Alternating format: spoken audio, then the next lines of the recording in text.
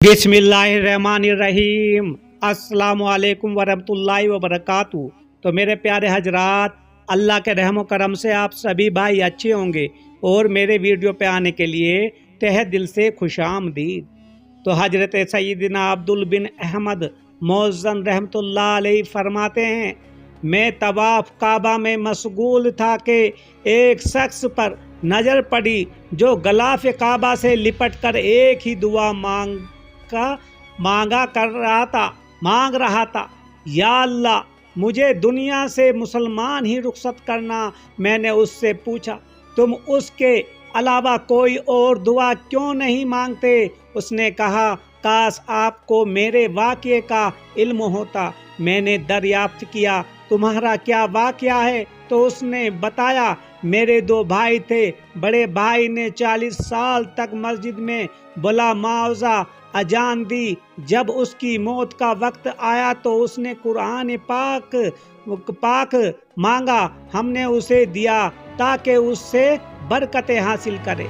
तो मेरे प्यारे दोस्तों, आपसे गुजारिश है कि बातें सुने करो दीन इस्लाम की, और हमारे चैनल को भी दिल से थोड़ा सपोर्ट किया करो दोस्तों। सब्सक्राइब, लाइक, शेयर जरूर कर दिया करो और दीन इस्लाम की बातें दिल से सुना करो। तो मेरे प्यारे नाजरीनों, उससे बरकतें हासिल करे।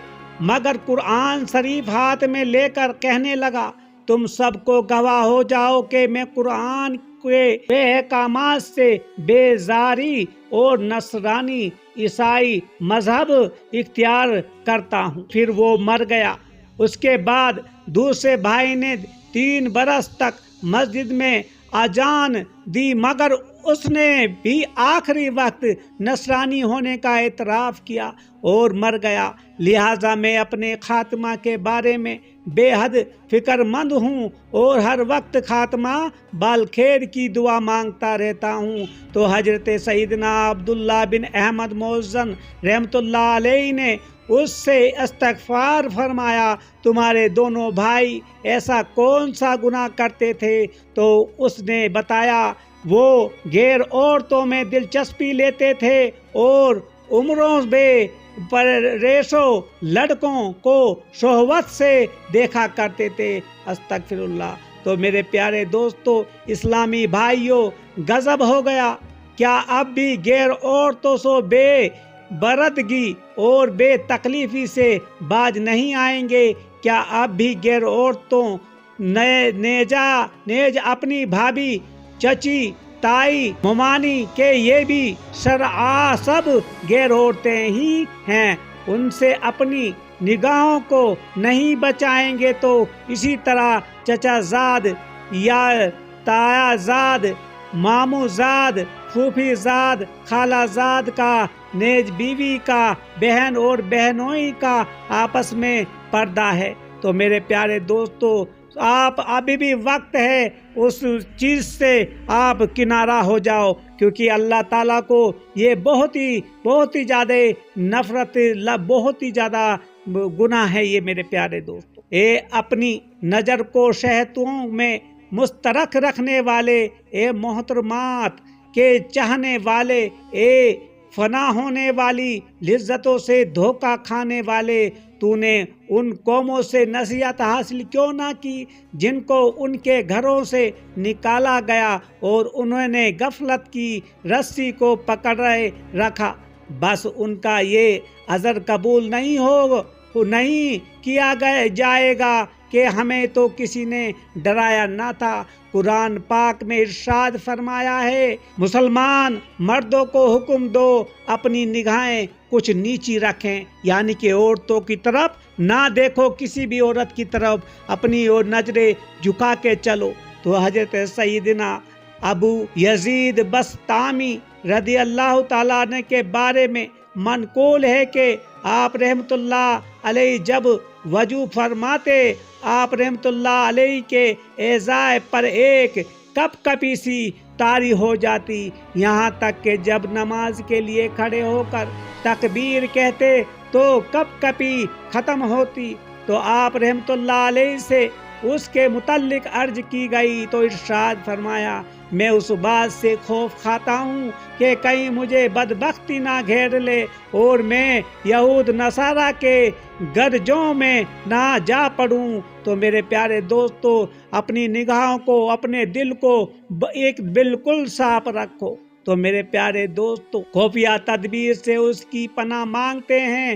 حضرت سیدنا سفیان ثوری رحمۃ اللہ علیہ کے متعلق منقول ہے کہ آپ علیہ السلام حج کے ارادے سے مکہ مکرمہ روانہ ہوئے اور پوری رات قجادے میں روتے رہے۔ اے سفیان، آپ کے بقیہ فرماتے ہیں عمر کی طرف اہمیت کے ساتھ دیکھنا بھی حرام ہے۔ تو میرے پیارے دوستو، اس کے بدن کے ہر حصے حتیٰ کہ لباس سے بھی نگاہوں کو بچائیے۔ اس کے تصور سے اگر شہوت آتی ہو تو اس سے بھی بچیے۔ اس کی تحریر یا کسی چیز سے شہبوت بھڑکتی ہو تو اس سے نسبت رکھیے۔ رکھنے والی ہر چیز سے نظر کو بھی مت دیکھیے۔ تو میرے پیارے دوستو، جتنا بھی آپ نیچی نظر اپنی اٹھائے ہوئے کسی عورت کی طرف سے نیچی نظر جھکا کے چلو، اتنا ہی اللہ تعالیٰ کو پسند ہے۔ میرے پیارے دوستو، کسی بھی عورت کی طرف آپ نہیں دیکھ سکتے، یہ بالکل شریعت کے خلاف بتایا گیا ہے۔ تو رونے کی وجہ کیا ہے؟ اگر معصیت کی وجہ سے ہے تو آپ تو اللہ تعالیٰ کے فرمان نہیں۔ حضرت سیدنا سفیان رحمۃ اللہ علیہ نے یہ سن کر فرمایا، اے شیطان، گناہ چھوٹے ہوں یا بڑے وہ تو کبھی میرے دل میں نہیں کھٹکتے۔ میرا رونا معصیت کے سبب نہیں بلکہ میں تو برے خاتمے کے خوف سے رو رہا ہوں، کیونکہ میں نے ایک بہت ہی نیک بزرگ کو دیکھا جس سے ہم نے علم حاصل کیا۔ اس نے لوگوں کو 40 سال تک علم سکھایا، بسم اللہ شریف کی کئی سال مجاورت کرتا اور برکتیں لوٹتا رہا۔ اس شخص کے وسیلے سے بارش طلب کی جاتی، مگر وہ کافر ہو کر مرا اور اس کے چہرہ قبلہ سے پھر کر مشرق کی طرف ہو گیا، لہٰذا مجھے برے خاتمے کے سوا کسی چیز کا خوف نہیں۔ حضرت سیدنا صہیبان نے عرض کی، اگر ایسا نافرمانی اور گناہوں پر اصرار کی نحوست کی وجہ سے ہے تو آپ ایک لمحہ کے لیے بھی اپنے رب العزت کی نافرمانی نہ کیجیے گا۔ تو میرے پیارے دوستو، اس رب سے دوستو ہمیشہ مغفرت کے بارے میں سوچو، اپنی نگاہ نیچی کرو، اپنی نگاہ کو بالکل پاک بناؤ۔ حضرت سیدنا حمزہ بن عبداللہ رحمۃ اللہ تعالی فرماتے ہیں، میں حضرت سیدنا ابو بکر شاشی علیہ رحمۃ اللہ انکافی کے وصال کے وقت ان کے پاس حاضر ہوا اور پوچھا اپنے آپ کو کیسا محسوس کرتے ہیں؟ تو انہوں نے جواب ارشاد فرمایا، اس کشش کی طرح جو غرق ہونے سے پہلے چکرا رہی ہوتی ہے۔ میں نہیں جانتا کہ کیا میری نجات ہوگی، کیا ملائکہ یہ خوشخبری لے کر آئیں گے؟ میرے پیارے دوستو، اے نافرمان، اللہ تعالیٰ ارشاد فرماتے ہیں، اپنے دل کی تاریکی پر روتا کہ وہ روشن ہو جائے، کیونکہ جب بادل ٹیلے پر برستے ہیں تو وہ چمک جاتا ہے۔